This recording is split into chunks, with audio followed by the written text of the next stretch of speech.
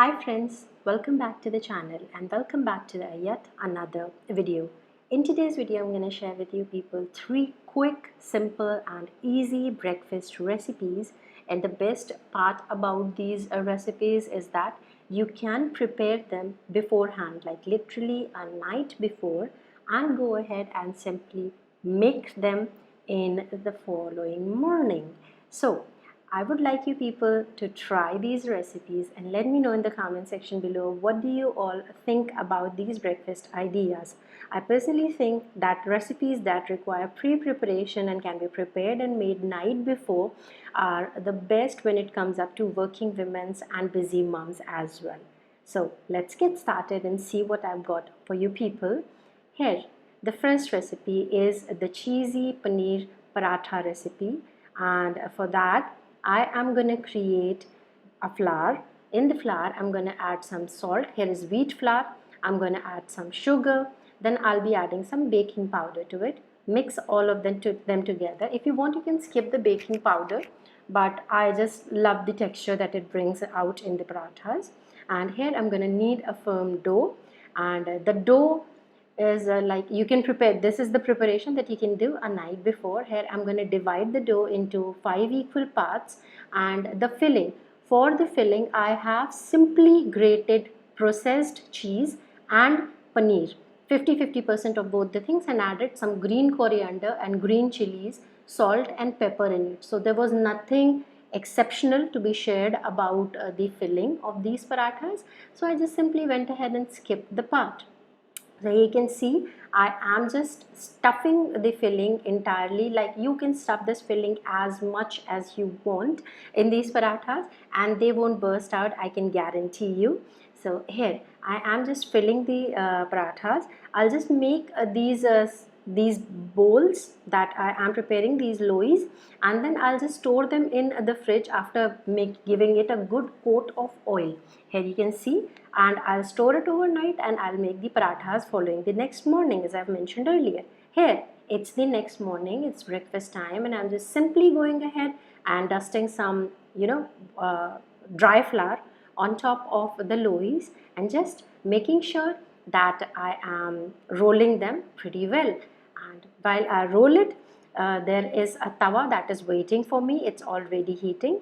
You need to make sure that your tawa is very well heated when you are cooking parathas.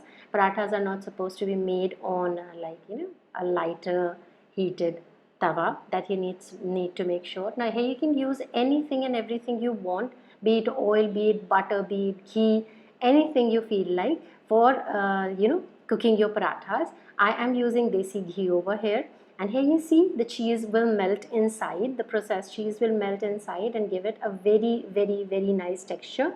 You can see they turned out really well. My son enjoyed it a lot, and you should try it. Now next I'm going to make a fat bread with the help of a dosa batter. Now normally you would have tried dosas that are quite thin in consistency, but I'm going to make a thick dosa over here. So here I have a pre-prepared dosa batter that I have stored. Like, this is the prior preparation that you can do. And then I'm going to add some salt to it, some jeera powder to it. You're not going to need a lot of flavors in it. It tastes really good and it's very healthy. I'm just simply going to dilute it a little bit, adding a little bit more water, and just gradually add water. Make sure that you reach the required flowing consistency that you need to. And then I'm simply going to add a tempering to it. It tastes really awesome. Just try it once. So here I'm going to use I'm going to go ahead and heat some mustard oil. To it I'll add rai, the black big mustard, and then I'll add hing to it. And rai takes a little while longer to get crackled up, so I'm going to add in jeera over there, some urad dal over there, just a pinch of urad dal, and then I'm going to go ahead and add some curry leaves and red chili, and I'm going to go ahead and simply transfer the tempering to the dosa batter. Now I know this sounds, smells beautiful and amazing. You have to try it once just to experience how tasty it turned out. If you want, you can go ahead and simply add in some what do you call them, veggies to it as well, but it was tasting brilliant as it is. Here I'm sharing my secret recipe of a chutney as well. I didn't add any fresh nariyal. So I'm adding just the coconut, dry coconut powder to it, roasted gram, pudina, jeera, namak, nimbu, and green chili, and I'm just going to grind it out simply. And this chutney even turns out really very amazing. I'll heat some mustard oil in a kadhai. I'll crackle some mustard and hing in it, and then I'll add some green chilies. I'll add some curry leaves to it, and then simply go ahead and add the tempering to the chutney. The chutney turned out amazing. You've got to try this, and you'll forget entirely about the fresh coconut chutney if you'll try it once. It's just an amazing recipe. You should go ahead and try. So here I am simply gonna go ahead and heat a tawa. It should be super duper heated, and then add some oil on it, and then I'll cover it with the help of a bowl. I just needed the size to be restricted. I didn't want it to the batter to flow out.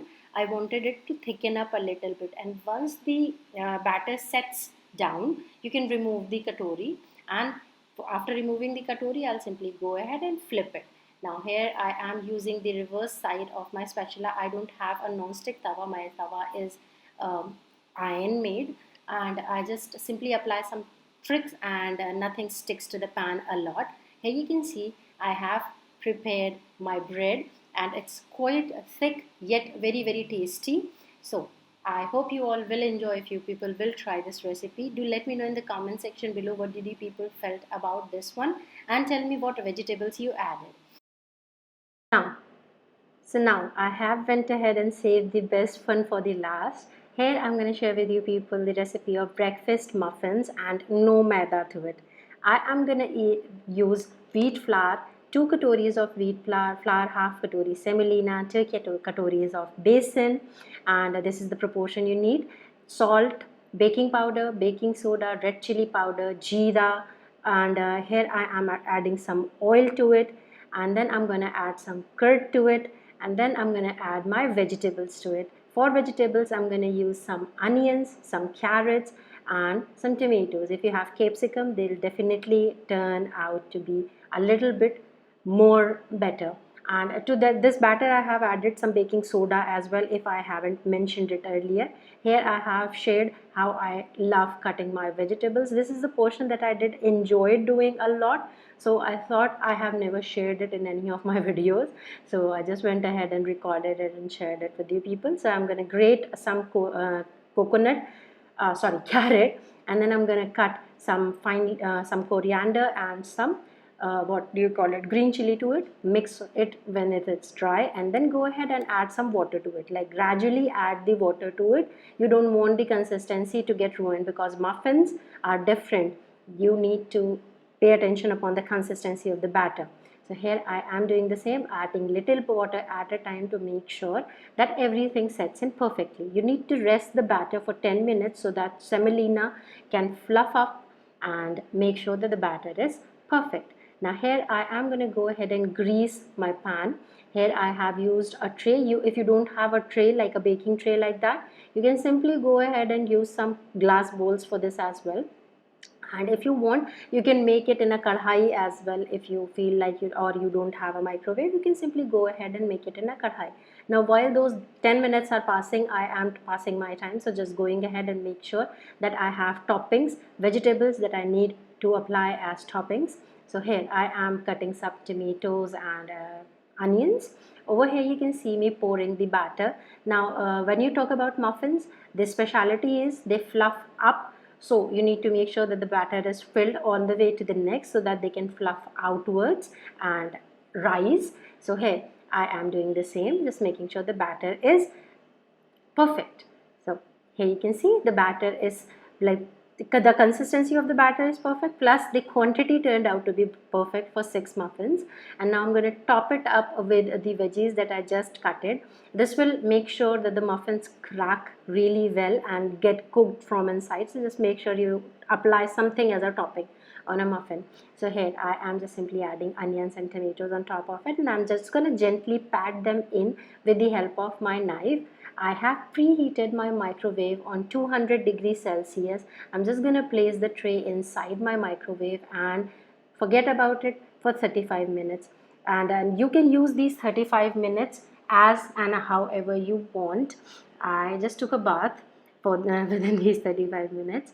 Now the entire preparation can be done a night before, and you can simply just go ahead and preheat your oven while you're brushing your teeth. Here you can see me, I've taken a bath as I mentioned earlier in those 35 minutes. So you can preheat your oven while you're brushing your teeth and getting freshened up, and you can simply pop the tray right in and take a bath and get ready for office, while for 35 minutes your muffins are getting baked, and even you will not realize it, and your muffins will be ready for breakfast. You can grab it in hand and leave for office, or you can hand it over to your child and he can leave for school. You won't even notice how easy it was once, until unless you try it. So hopefully you will try it, and let me know in the comment section below how you felt about it. I'll see you guys in my next video. Till then, stay blessed. Bye bye.